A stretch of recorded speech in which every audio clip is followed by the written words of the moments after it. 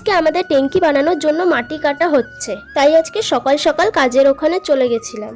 Hello everyone, আমার mini ব্লগে day 4-এ তোমাদের ওয়েলকাম। তো বাড়ির এখানে এসে জায়গাটা পুরো ঘুরে ঘুরে দেখছি। ট্যাঙ্কি কেটে অনেকই মাটি বেরিয়েছে, সেগুলো উঁচু উঁচু করে রেখে দিয়েছে। দেখতে কাজ কিন্তু খুব ভালোই এগোচ্ছে, খুব তাড়াতাড়ি আমাদের সুন্দর বাড়িটাও তৈরি হয়ে যায়। তারপর বাড়িতে এসে আজকে আমি সকালের ব্রেকফাস্টটা বানিয়ে নিয়েছিলাম। আজকে কিন্তু খুব রোদ ছিল, আজকে ডিম টোস্ট বানিয়েছিলাম, খেতে ভালোই হয়েছিল।